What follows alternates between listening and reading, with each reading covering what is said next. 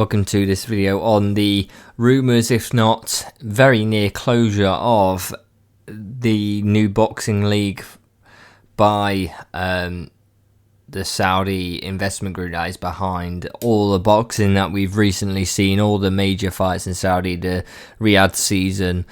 Looking into a deal with TKO, who obviously owns the UFC and also owns WWE, to basically promote a boxing league. The first rumours that came out about this, really, and if you've seen them, were really about a boxing league that really made a UFC style boxing league, which was basically like you get rid of or make really quite redundant the other belts that are currently in boxing over, and it would take time, but you make a UFC style boxing because of the money in the Riyadh season and things. You have enough money there to entice all the big fighters in. You sign all the big upcoming fighters as well, and over a number of years you make it that, like sort of the UFC, you have the one which is the most well known. The UFC champion is pretty much the MMA champion that everyone knows about. No one really considers the other organisations to be that pinnacle like the UFC is, with the pinnacle of opponents. And that was a sort of the idea around it, from what I heard. Obviously the rumours coming in as soon as Dana White and the UFC, TKO, get involved with something like this and the rumours start going around. It's obviously like, look, Saudi have a lot of money to put into boxing. They have done. They're going to try and own it, and that's the thing of, like, okay, they're trying to make a UFC model. The rumours coming out the last couple days though are really on about how they're close to a deal. Apparently, is what is said, and this is really a video to say what would that mean if it does go across the line. But also, the rumours today, a couple of days ago, are really that, look, it's not going to be a straight away, at least, and this is my key point later on, is that they're going to sign young, upcoming professional fighters. That is the key. So they're going to look for that, the young professional fighters who have a bit of a following, I'd guess, and who can go into a boxing league put on by themselves, and they have a title within that, and they're sort of upcoming professional fighters. They aren't looking at the pinnacle of the sport at the minute, the current pinnacles of the sport. I would suspect they still put on shows with that, but that's not their boxing league, and that's not what it's really for. And these are all rumours still, but that sort of makes more sense to myself. That they couldn't really, how are they going to sign everyone? How much money is that going to cost to get people out of contract, to get all the fighters in there? Actually, this is probably the smart way, and this is the smart way to actually make the model work over the next coming years. So I think they're going to sign young professional fighters who are, look, they're looking for the next upcoming heavyweight champions, the world champions of their sport. So, maybe signing from Olympics if they have a big following, or a big, look, they're doing well. Sort of a UFC model. They're going to be signing people who are very good and looking to be the next world champion. In saying that, this sort of is the thing of, look, it's not going to happen straight away. You are looking, if you're signing young talent who are going to be the next world champions, it's going to be at least a 5 to 10 year. I think at least 5 years before you get a champion who is considered the best out there. And I think actually to get the whole thing together and actually go, well, we've got the pinnacle everywhere, you're looking at more 10, 15 years, if not longer, with the amount of, the state that the boxing is in. People will sign the pinnacles. There's people out there who you are really competing with, who are the other boxing organisations that have already set up for years, and that's just something that the UFC never had to really deal with. There's no real true competitor to them at the time. So there's really only one or two places where you could go. The UFC actually went massive and then became the pinnacle, but there wasn't a massive amount of money. The UFC really came out of the gates and actually went, well, we've got the most money, we've been the most successful, we're really the only place to go. And that helped the UFC, where, look, if we're trying to get to push towards anything close to that, it is going to be 15, 20 years, I think, until you see something like that. 5 years until it starts showing through, at least. I think it's a good thing. I think competition and bringing in another player into the scene who has a lot of money, and will try and make, basically, look, Saudi want the fights to happen.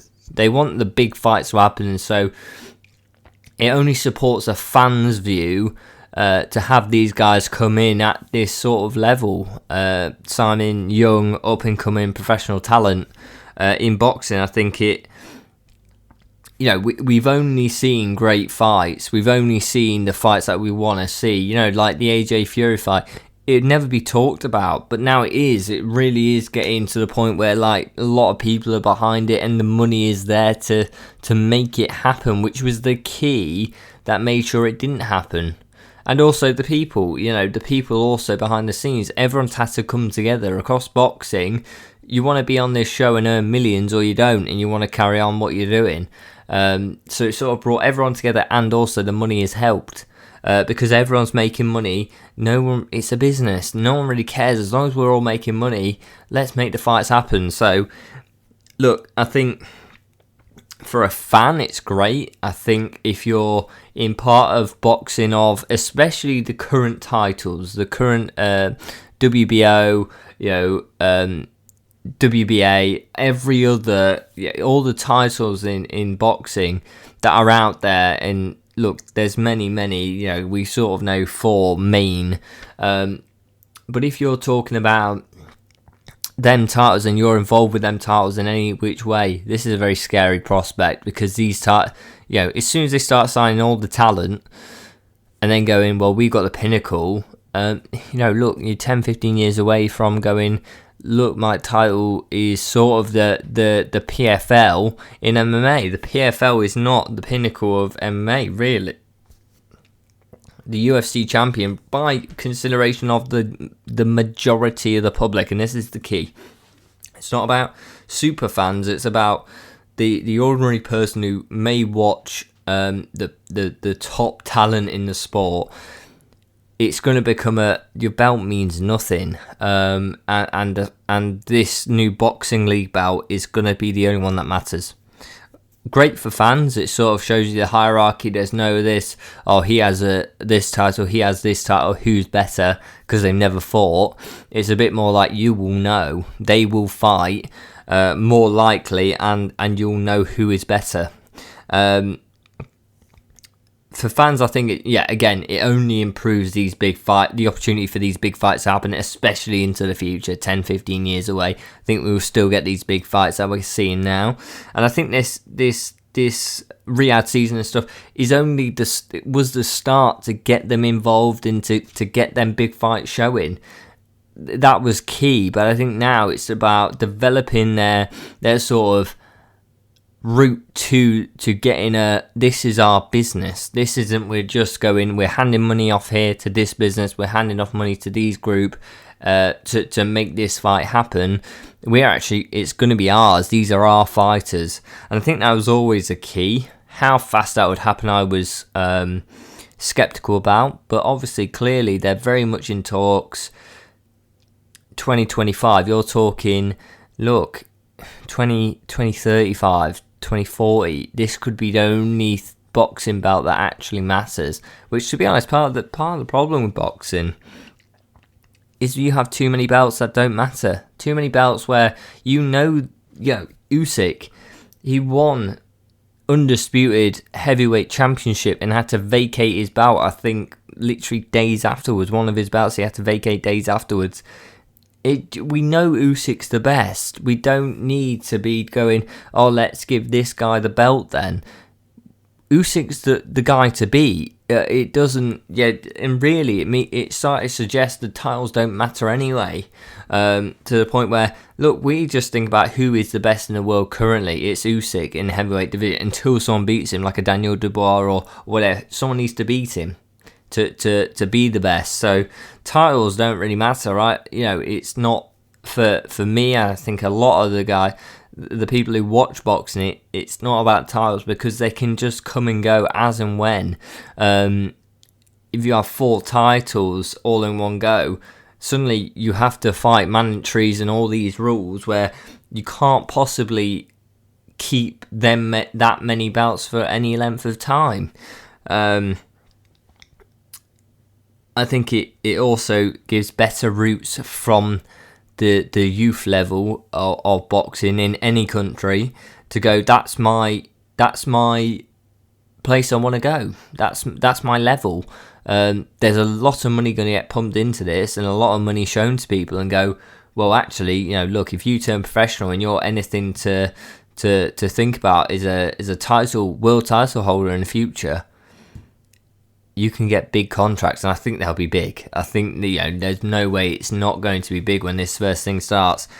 I think it shows they need a good route. Like the UFC, people go like, "Oh, where do you want to get to in MMA?" It's the UFC, and that sure shows the same thing. I do think you'll still have lower levels of professional organisations. I think but they may turn into a feeder, like other MMA organisations, and no offence to any of these organisations, but at some points, especially I think it happened more back in the day, but they were feeders into the UFC. A fighter would go into an organisation, win a few fights, and go, "Well, I'm the champion," and you go straight into the UFC. That the UFC wouldn't care unless you win a title in that organisation, and you see it. For example, McGregor went into Cage Warriors and then went into the UFC. Cage Warriors for Paddy Pimblett went into the UFC, and that's just in the UK. There's many others. Bellator. I mean, how many Bellator fighters then went into the UFC? Many. That was a key route from Bellator to go, well, if you're doing well in Bellator, it's time to step it up into the UFC. And I do think that could happen where we start seeing a feeder. These organisations, instead of being, look, we hold titles, we're sort of just feeding these fighters into the Riyadh season boxing league, basically. I think, to be honest, if there's more fights, and this is all speculation, but more fights in Saudi, at Saudi time zones, it only supports UK fans. And a bit of selfish from me, but UK fans struggle with the US time zone where we're going, look, we've got to stay up extremely late into the early morning to actually catch any of these fights. And many, I think, stay, unless you're a hardcore fan, you'll rewatch it in the morning when actually if something's held in Saudi at their time zone, UK fans easily watch. It's an easy watch. I think it starts, most of these cards start at like 5 p.m. or 6 or 7 p.m. in UK time, and end about 11 p.m, which is perfect for UK fans. Obviously messes up the US market, which is a huge market, and it's part of the reason why the UFC has moved towards actually pushing even shows in certain countries like UK, there was a UFC in the UK. It was actually put on a US time zone to accommodate the amount of fans and pay-per-view watchers they had there, because clearly, and this is completely clear, the only reason they do that is because they have that many more people buying it, and if they change it to a UK time zone, they see a huge dip in sale. I do hope they keep it at Saudi time zone, because that would be amazing for UK fans.